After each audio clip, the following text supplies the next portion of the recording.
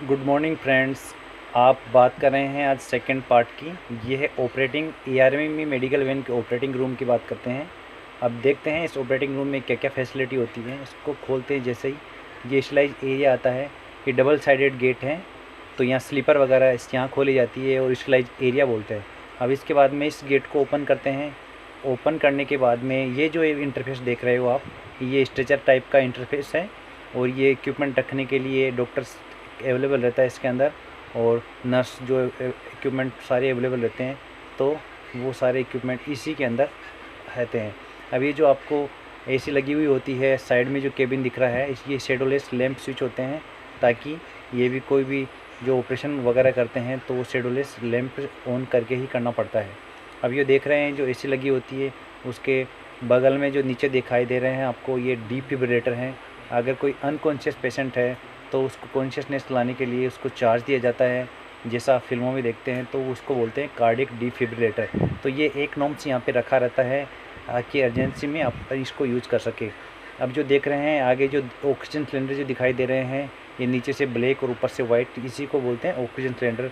2 oxygen cylinder norms रहते हैं, ये ऐसे खुलते हैं। यहाँ पे जो प्रेशर चेक किया जाता है इसमें, और ये कोई लीकेज है कि नहीं, ये सारा काम जिम्मेदारी होती है जो नर्सिंग स्टाफ की होती है। वो बार बार डेली रूटीन बेस पे इसको चेक करते रहते हैं। अब आगे हम बात करने वाले हैं जो ऑक्सीजन सिलेंडर को जो जो डायरेक्ट कसा जाता है, उसको टाइट किया जाता है, तो इस हथौड़े से करते हैं। अब ये ऑक्सीजन सिलेंडर 2 नॉर्म्स होते हैं। इसके बाद में हम बात करने वाले हैं जो बाकी की जो सामान की अवेलेबल जो लिस्ट होती है, जैसे स्टेलाइज ड्रेसिंग मटेरियल्स होते हैं, वो क्या क्या प्रेजेंट रहते हैं, कितने नॉर्म्स प्रेजेंट रहते हैं, वो सारा का सारा इसमें दे रखा होता है। जैसे ड्रेसिंग ड्रम हो गए 5 गोज पीस हो गए, तो ऐसे कैसे वुडन कॉटन एब्जॉर्बेंट साइज, ये सारे इक्विपमेंट्स यहाँ पे अवेलेबल रहते हैं। अब नीचे जो बात कर रहे हैं apron, plastic oriented face mask, disposable head cap, ये सारे के सारे कोट वगैरह जो डॉक्टर्स को अवेलेबल करवाना पड़ता है, ये सब नर्सिंग स्टाफ का काम रहता है। अब जो लिस्ट देख रहे हैं कि 5% ग्लूकोज, नॉर्मल सेलाइन, ये डिस्पोजेबल सीरीन, डिस्पोजेबल नीडल्स, ये सारे के सारे इन्फ्यूजन सेट वगैरह, ये सब बाकायदा जितने नॉर्म्स दे रखे हैं वो सब अपडेट करना रहता है। अब ये मेडिसिन लिस्ट दे रखी है, कुछ इंजेक्शन बॉक्स दिखाई दे रहे हैं, कुछ मेडिसिन बॉक्स दिखाई दे रहे हैं, तो इसमें डाइक्लोफेनेक के और इनकी एक्सपायरी मेंटेन करनी पड़ती है, ये सब कुछ यहाँ पे चेक करते हैं। अब ये फोर्सिप वगैरह जो ड्रेसिंग सर्जिकल आइटम्स होते हैं, जो नर्सिंग स्टाफ जो ड्रेसर रहता है उसका मेंटेन करने की जिम्मेदारी होती है। फोर्सिप, सीजर वगैरह, कॉर्नियल टंग वगैरह, ट्राइकोमेट्री, लेबल्ड कट ओपन सिस्टलाइज केस, ये सारे के सारे आईली डेफिब्रिलेटर सबके सब इसमें प्रेजेंट होने ज़रूरी है। ये जो नॉर्म्स दिखा रखे हैं कि बीपी ब्लेड कितने होने चाहिए, रोजर सेफ्टी, ट्राउजर्स मार्च, लिंगेचर, कैटगट, ये सारे के सारे जितने नॉर्म्स होते हैं, कैटगट प्लेन सील्ड, ये 3 दिखा रखे हैं। ये ऐसे सब के सब लिस्ट मेंटेन करनी पड़ती है। अब इसके बाद में दिखा रहे हैं कि rubber catheters, foil catheters, stethoscope, sphygmomanometer, scissors वगैरह, बाउल लोशन वगैरह, और जो tray instrument and dressing with cover, ये ट्रे किडनी, ब्रश नेल, ये सारे के सारे स्प्रिट, ये सब के सब इसमें मेंटेन करने पड़ते हैं जो इसमें दिखाई दे रहे हैं।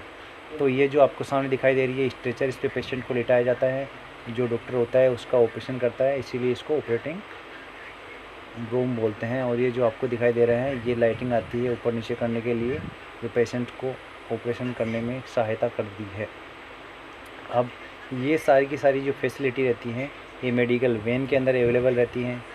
स्ट्रेचर वगैरह जितने भी जो नर्सिंग स्टाफ होते हैं, सभी का काम ये रहता है कि जो डॉक्टर आए उसकी हेल्प करना, और भी जो हॉस्पिटल अटेंडेंट रहते हैं वो सभी के काम अलग अलग बांटे जाते हैं। ये सारी की सारी जो फैसिलिटी होती है वो सारे नर्सिंग स्टाफ वगैरह सब चेक करते हैं। ये पोर्टेबल रेसिक्यूशन किट होती है, इसके अंदर जो भी कोई पेशेंट होते हैं, ये जैसे ड्रिंकनेस किट, ये अल्कोहल जो पी के चलाते हैं उसके लिए सक्शन पंप मशीन, ये सभी अलग अलग इक्विपमेंट्स अलग अलग काम के लिए ही रहते हैं, ये सब अलग से रखने पड़ते हैं। ये सब रेस्टिट्यूशन पंप वगैरह के लिए आइटम्स रखे हैं एक बैग के अंदर। ये ड्रिंकनेस का पॉकेट रहता है, इसके अंदर अल्कोहल वगैरह कंजप्शन कितनी क्वांटिटी में कर रखा है वो सब के सब चेक किया जाता है। तो अब ये बाकी जो दिखाया जा रहा है, ओटी स्लीपर्स के लिए अलग से कंटेनर रहता है, इसमें स्लीपर के 2 सेट रहते हैं। ये इंपॉर्टेंट सर्विसेज बता रखी है। ये लिस्ट ऑफ ब्लड बैंक्स, ये आसपास के जितने भी रेवाड़ी के अंदर जो ब्लड बैंक्स है उसके हॉस्पिटल की लिस्ट दे रखी है, ताकि इमरजेंसी में जो एम्बुलेंस वगैरह प्रोवाइडर हैं तो उसको कॉल कर सकें। ये ऑक्सीजन सिलेंडर रखे होते हैं, जो फायर एक्सटिंग्विशर होते हैं उस पर ड्राई कार्बन डाइऑक्साइड का, तो इस पर पास, इस पर एम करो और फिर बाद स्क्विज करो, स्प्रे करो, तो ये सारी चीज़ें इसके अंदर अवेलेबल रहती है। ये लास्ट इंस्पेक्शन कब हुआ था, ये 21 से लेके और मॉक ड्रिल कब होती है, ये सारी की सारी चीज़ें मेंटेन करनी पड़ती है कि ये इंस्पेक्शन किसके अंडर में हुआ, एडीएमओ के अंडर में हुआ कि सीनियर डीएसओ के अंडर में हुआ, ये सब की चीज़ें मेंटेन करनी पड़ती है। ये नॉमिनेटेड स्टाफ की लिस्ट है कि कौन कौन इसके लिए नॉमिनेटेड है। इसमें फार्मासिस्ट का नाम, नर्सिंग स्टाफ, हॉस्पिटल अटेंडेंट, ये सभी की सभी। अब ये जो आप देख रहे हो, ये आज एक मॉक ड्रिल होने वाला है या कोई इंस्पेक्शन आने वाला है, तो इसके लिए पहले से ही जो तैयारियाँ की जा रही है वो ये जो सामने आपको दिखाई दे रहे हैं, ये मैकेनिकल स्टाफ्स के मेंबर हैं। तो ये मैकेनिकल जो स्टाफ के मेंबर हैं जो अपना सारे आइटम्स बाहर निकाल के एकदम सजा के तैयार कर रखे हैं, ताकि कोई इंस्पेक्शन का जो ऑडिट का मास्टर आता है उसको चेक करके ये शो करते हैं कि ये सब चीज़ें संचालित हो रही है कि नहीं हो रही है। ये जो आप सामने देख रहे हैं, ये दुर्घटना राहत गाड़ी के लिए एक अलग से इसका वो कार्यालय बना रखा है। इसमें सारे सिस्टम वगैरह जो भी अपडेट होती है वो सब फाइलें वगैरह इसमें ही रख